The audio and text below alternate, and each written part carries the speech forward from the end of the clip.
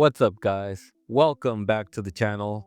I am the Beaver, here with another top 10 list. If you're a fan of these kinds of lists, I made a video on my top 10 Nickelodeon cartoons of all time. I'll leave the link down in the description. Now, on to the video. In 1979, Pixar started out as the graphics group within Lucasfilm. In 1986, Steve Jobs acquires it and renames it Pixar, thus establishing it as an independent company. In 1991, Pixar made a multi-million-dollar deal with Disney to produce 3 computer animated films. In 1995, the rest became history. Pixar didn't just make animated films, they made memories. They take animation and elevate it into art, turning laughter into tears and simple ideas into timeless life lessons. But not all Pixar films hit the same way. Some changed animation forever, others changed us. Today, I'm ranking the top 10 Pixar movies of all time. And yeah, there will be heavy spoilers. So if you haven't seen these, this is your warning. Let's get into it. Like this, subscribe, like this video. Now, before we start, here are some honorable mentions. A Bug's Life. Before Pixar became the studio that broke our hearts every other year, A Bug's Life was the first real test after Toy Story. This movie took the classic underdog versus oppressor story and gave it a Pixar twist, turning ants and grasshoppers into a full-on rebellion. Sure, the animation shows its age now, but the message still hits hard. It's not about being the biggest or the strongest. It's about standing up when everyone else stays down. As much as it laid the groundwork for Pixar's storytelling style, A Bug's Life doesn't quite reach the emotional depth or character complexity that later films perfected. Still, without A Bug's Life, we might not have gotten the Pixar we know today, and that alone earns it a rightful spot as an honorable mention. Toy Story 2. Jessie's backstory is still gut-wrenching. When She Loved Me might be one of the saddest sequences Pixar has ever animated, showing a toy's entire emotional life in a montage that lasts under 3 minutes. This movie deepened Woody's internal conflict of having to decide if he wanted eternal fame or fleeting friendship. It's a perfect sequel that built the foundation for the emotional bomb that would be Toy Story 3. The Incredibles 2.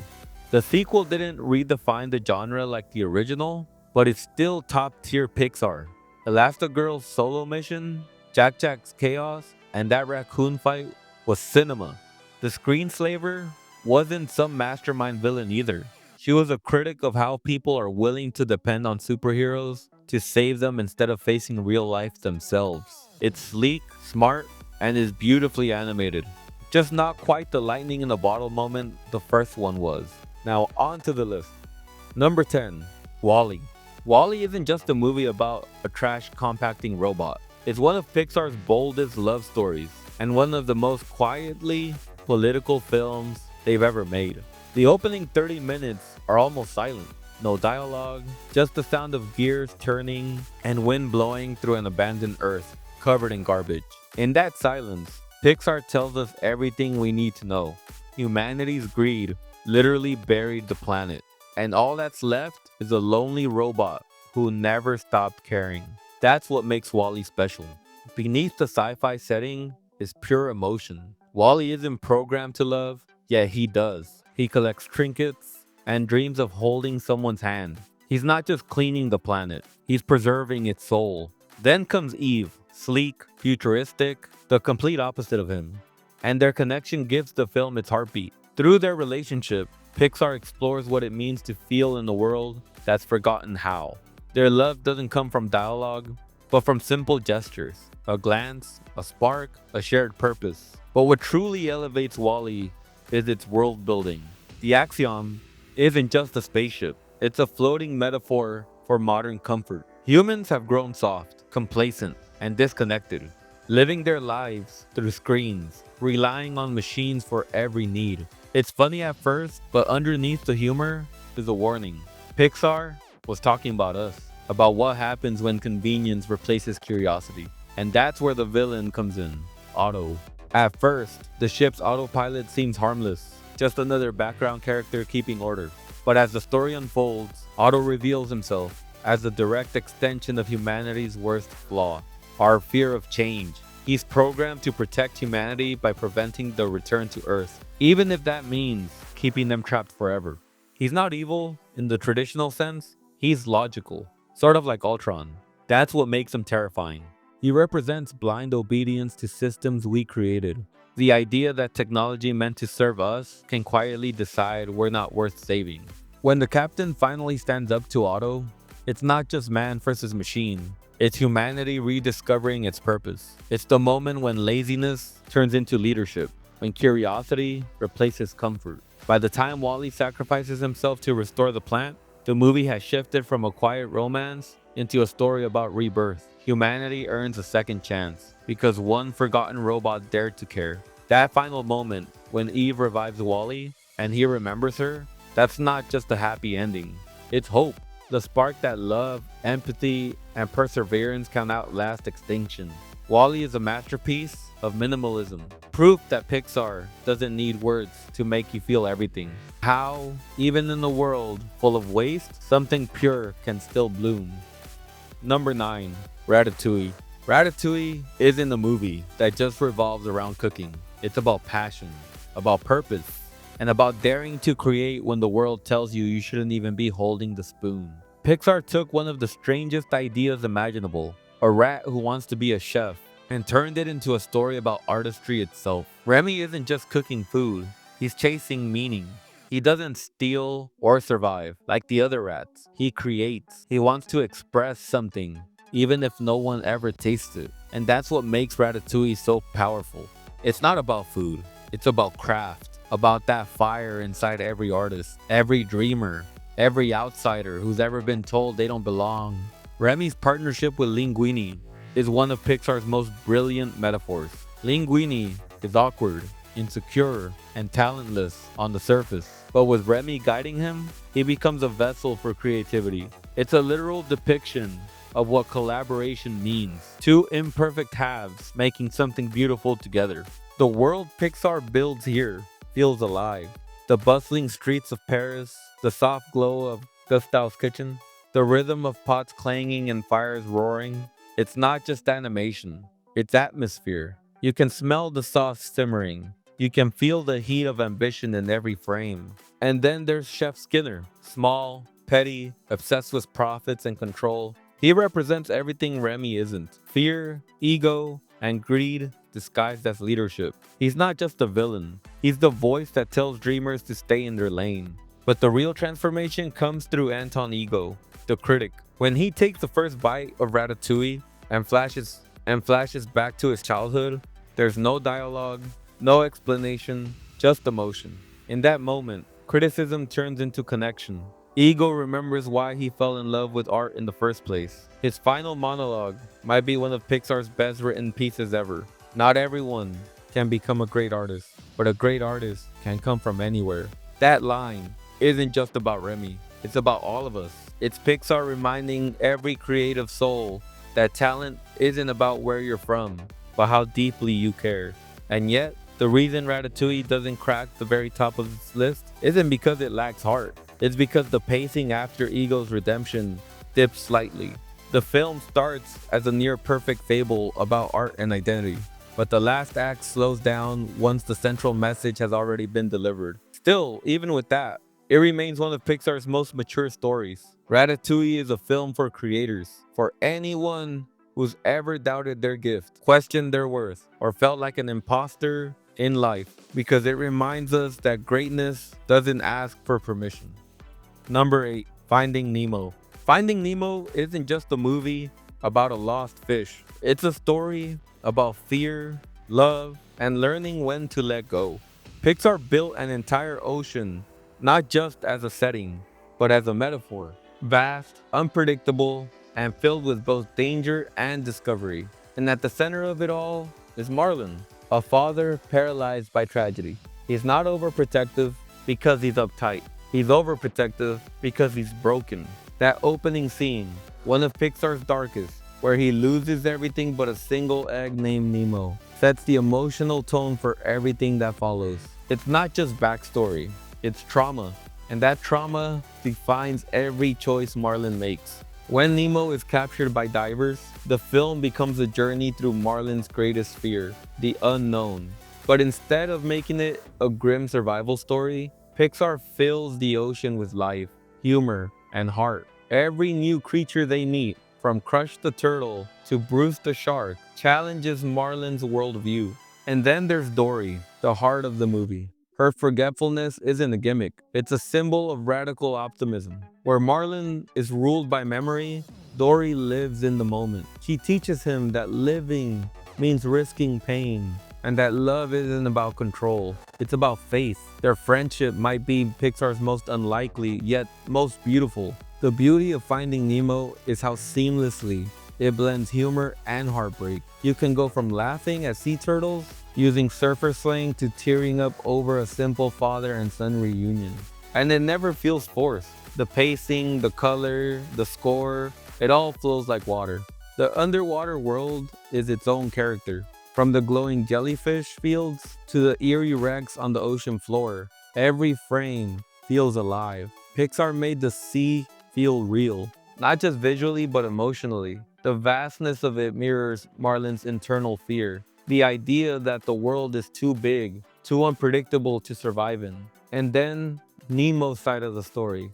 It's easy to forget how strong that subplot is. Nemo doesn't just wait to be rescued. He grows. He learns bravery, teamwork, and independence, proving he's more than just the fragile child his father sees him as. And when he finally says, "I can do this," it hits just as hard as any emotional reunion.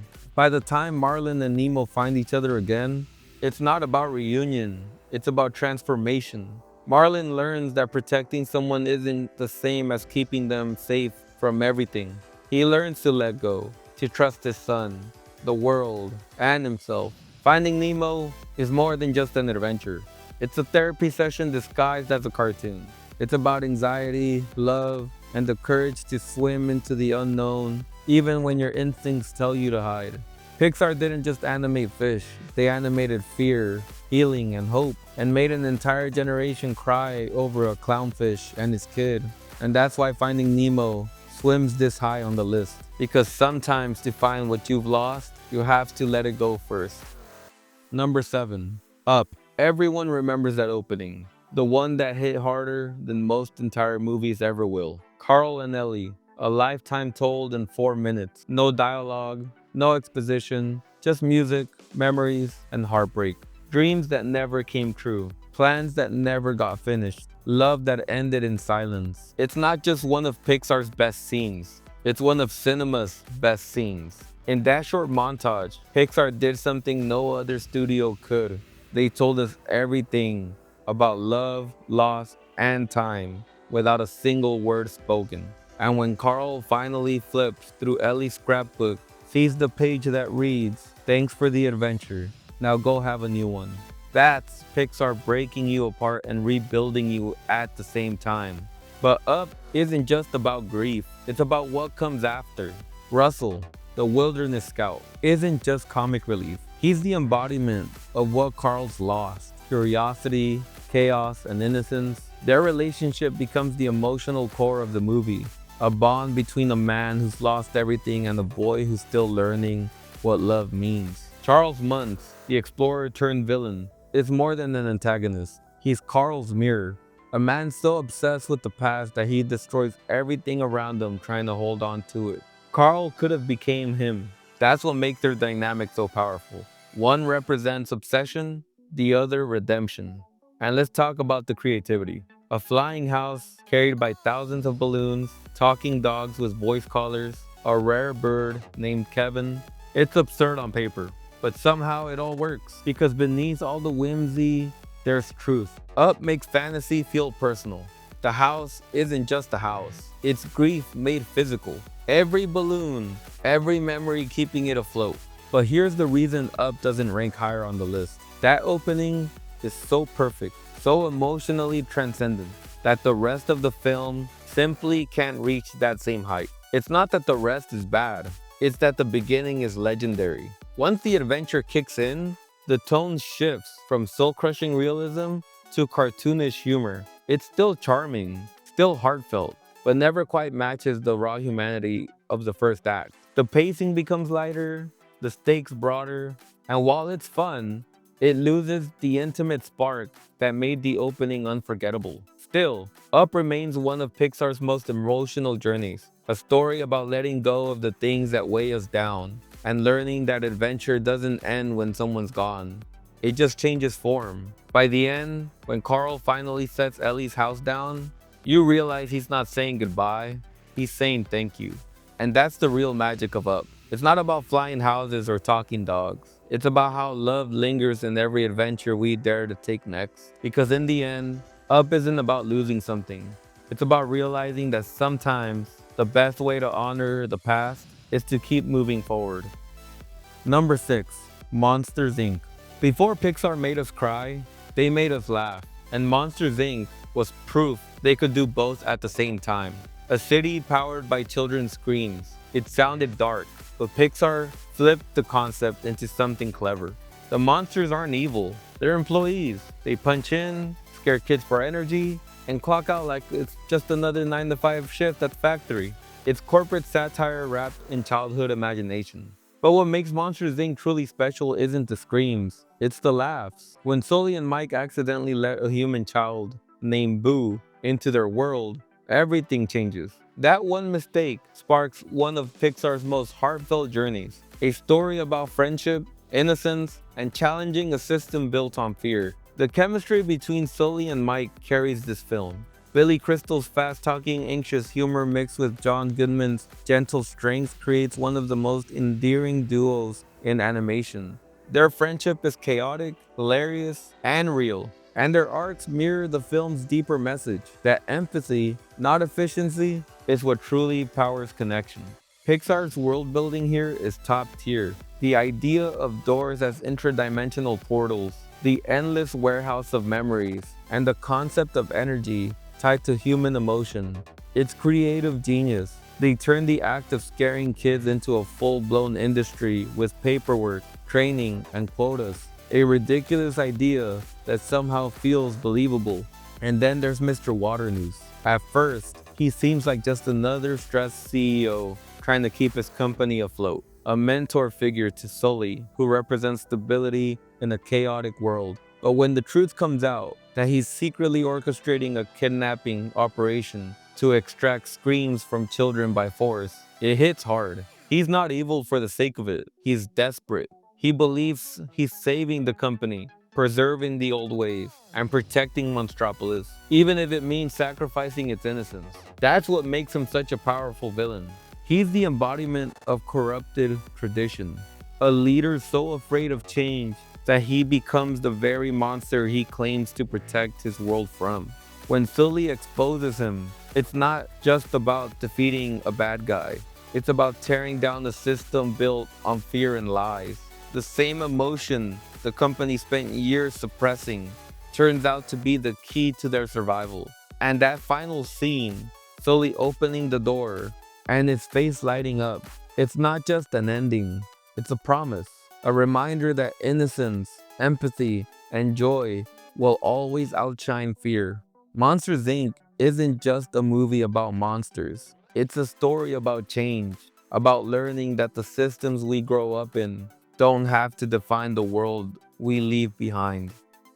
Number 5. Inside Out. Inside Out isn't just another Pixar movie. It's one of the most emotionally intelligent films ever made.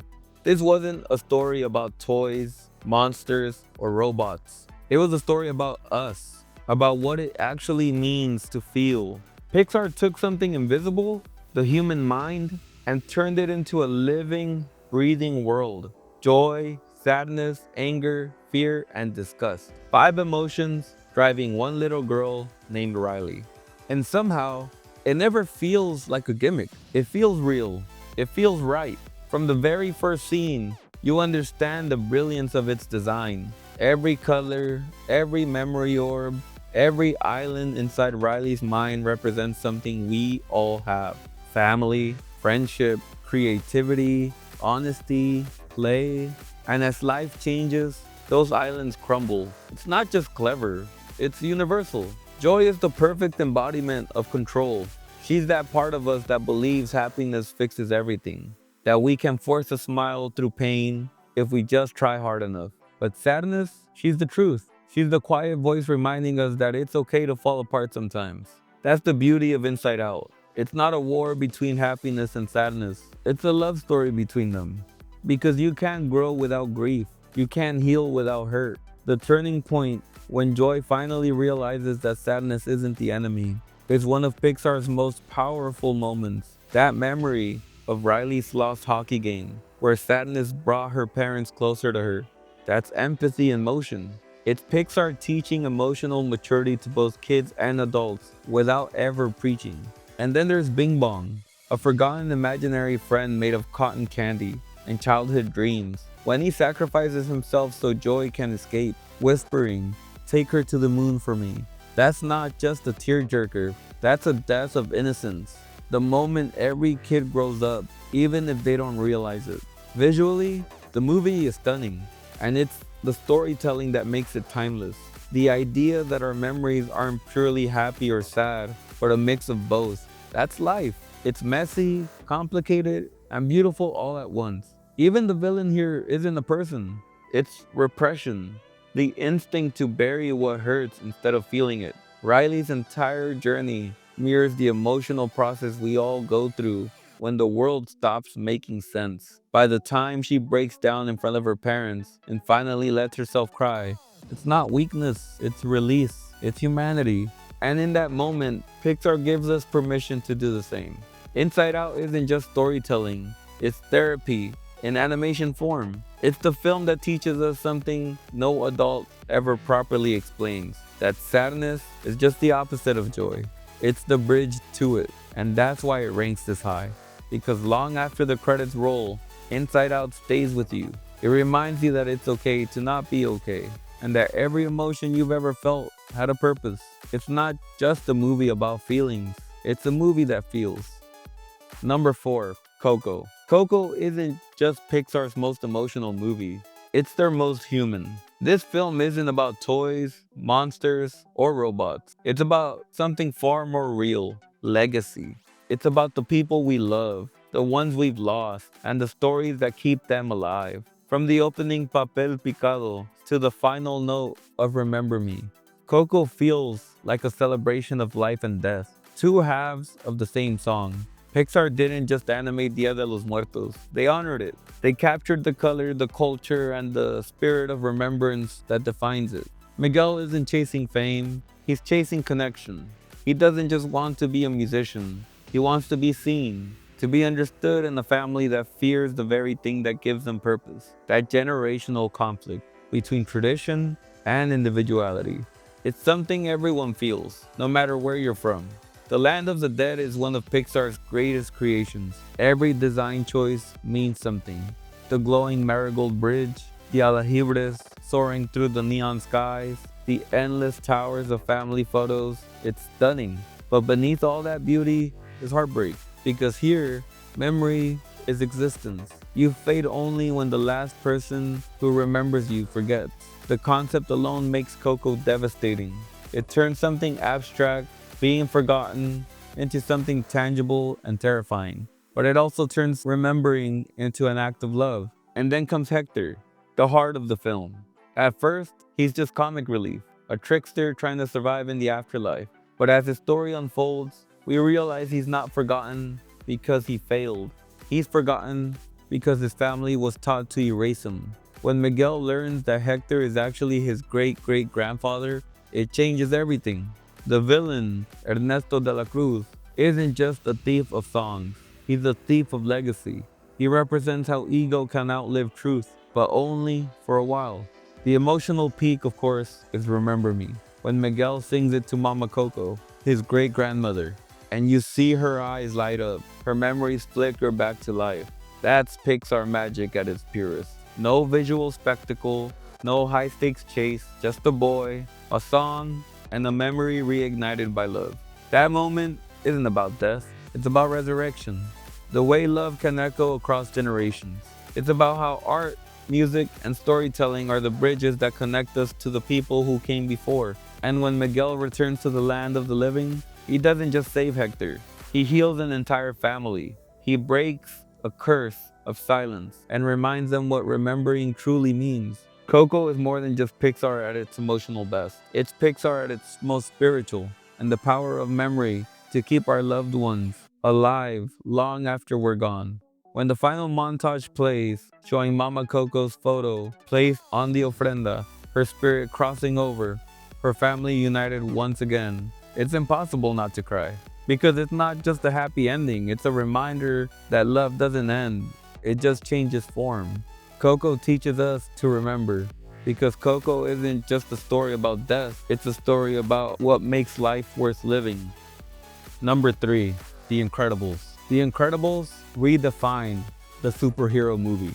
Pixar took a genre known for explosions and capes and turned it into a reflection on identity, family, and purpose. Bob Parr isn't chasing glory, he's chasing who he used to be. A man who once saved lives every day, now stuck behind the desk, watching the world move on without him. That's what makes The Incredibles hit different. It's not about superpowers, it's about relevance. It's about what happens when your purpose gets buried under routine, when the world tells you you're too old, too ordinary, too late. The brilliance of Brad Bird's writing is how he balances that existential frustration with family dynamics that feel painfully real.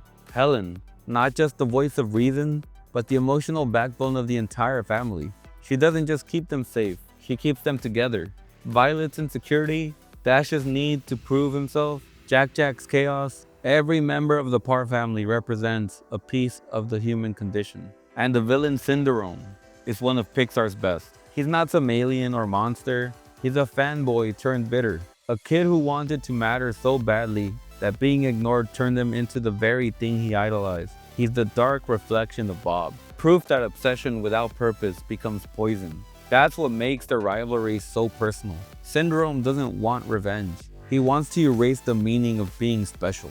His plan to make everyone super though no one is, it's satire and tragedy rolled into one.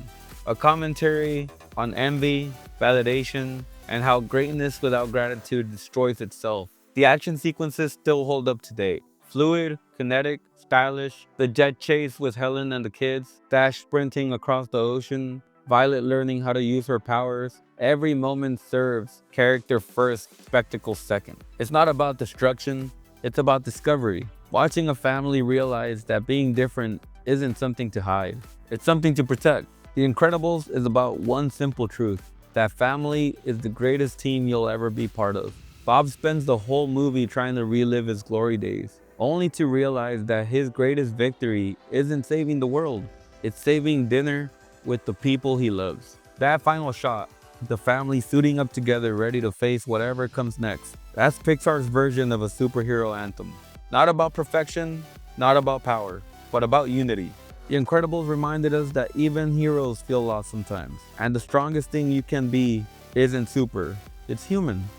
Number 2, Toy Story 3. Toy Story 3 isn't just a movie, it's a goodbye letter. Not just to the toys, but to us. By 2010, Pixar wasn't just continuing a franchise, they were ending a childhood. The story picks up years later. Andy's grown up, his room is quiet now, the walls that once echoed with laughter and imagination are bare. And that's the first heartbreak, realizing that the toys we loved were frozen in time, while the kid who loved them moved on. Woody, Buzz, Jessie, they're not just characters anymore, they're memories. And when they're accidentally donated to Sunnyside Daycare, it feels like a second abandonment, this time by life itself. Pixar could have made this just another rescue adventure, but instead, they turned it into a reflection on purpose. What happens when the people we were made for no longer need us? That's the existential question driving this entire movie. Sunnyside at first feels like paradise. Bright colors, new kids, a second chance. But that illusion fades fast when we meet Lotso, one of Pixar's most complex villains, a soft, strawberry-scented teddy bear filled with bitterness. Lotso isn't evil for the sake of it. He's broken. He was loved once, then replaced, and he never healed. He just turned that hurt into control. He built a system where toys live in fear, because that's easier than facing his own pain. And that's what Woody could have became if he let resentment win. That's what makes Toy Story 3 so powerful. It's about the thin line between love and loss, between being cherished and forgotten. The movie balances darkness and warmth masterfully. The daycare feels like a prison, yet the characters' bonds make it bearable. Barbie and Ken's comedy, Buzz's Spanish mode, and the phone with the broken voice, it's all perfectly timed to let you breathe before the film crushes you emotionally again. And then, that furnace scene, the moment that broke every millennial heart in the theater. As the toys faced that fire, they didn't scream, they didn't run, they just hold hands. They accept their fate together. That's not just tension, that's transcendence. It's Pixar confronting morality head on, through the eyes of plastic toys. But then comes the real ending, Woody's goodbye to Andy. When Andy gives Bonnie his toys and introduces her to Woody one last time, you realize this isn't just a handoff. It's a metaphor for growing up, for letting go of what defined you, and trusting that love continues even when it changes form. And when Andy drives away with that soft "thanks guys" whispered under his breath, that's the sound of a generation closing a chapter. Toy Story 3 isn't just Pixar's best sequel, it's their most emotional, mature story. It's about learning that endings aren't the end, they're the proof something mattered. And number 1, Toy Story. The film that started it all. Before the flying houses, before the emotions, before the rats, robots, and superheroes, there was a cowboy and a spaceman. Toy Story isn't just Pixar's first movie, it's Pixar's origin story. It's the film that didn't just start an era of animation, it redefined what animation could be. Because Toy Story isn't really about toys, it's about us. It's about jealousy, purpose, and that fear we all have of being replaced. It's about friendship born from rivalry. Woody isn't just Andy's favorite toy, he's comfort, leadership, and nostalgia personified. Buzz Lightyear is the new world, shiny, confident, full of purpose, but completely lost in delusion. Together, they embody a truth bigger than plastic, that sometimes growth only comes when your world falls apart. The beauty of Toy Story is that it didn't need grand visuals or emotional manipulation. It trusted story and character. Every frame had heart. Every line had meaning. When Woody screams, "You are a toy," it's not anger, it's fear. Fear of losing who he is, fear of being forgotten. And when Buzz finally accepts that truth, realizing that being a toy doesn't just make him less, it becomes one of Pixar's most human moments ever. The pacing is perfect, pure storytelling rhythm. From Sid's twisted experiments to Pizza Planet's chaos, every setting challenges who Woody and Buzz think they are. And when they finally soar together on that rocket, that shot of them gliding through the sky shouting "to infinity and beyond," it's not just a catchphrase. The moment rivalry turns into brotherhood. And that's what makes Toy Story eternal. It's not nostalgia that keeps it at number 1, it's the truth inside it. Because deep down, we've all been Woody, scared of being left behind. We've all been Buzz, chasing an idea of ourselves that doesn't exist. Toy Story is about learning that your value doesn't disappear when you're no longer the favorite. It's about realizing that love isn't about ownership, it's about appreciation. That being someone's toy isn't about being used, it's about being loved. Pixar may have gone on to tell bigger, bolder stories, but nothing has ever matched the purity of this one. Because Toy Story didn't just change movies, it changed storytelling. It taught us that animation isn't just for children, it's a language for the human experience. And that's why it sits right here, at number 1. Because without Toy Story, there is no Pixar. No Coco, no Up, no Inside Out. This is where imagination met emotion for the first time. Where friendship met purpose, and where we all learned that letting go doesn't mean losing, it means growing to infinity and beyond. Pixar didn't just make animated films, they made emotional time machines. Every story here taught us something real about love, loss, hope, and growth. From robots to rats, from toys to tears, Pixar didn't teach us to escape life, they taught us to feel it. So which Pixar movie hit you the hardest? Drop it in the comments, hit that like, and subscribe as it helps the channel grow. Follow me on Instagram, X, and TikTok at the Beaver X, and I'll catch you in the next one.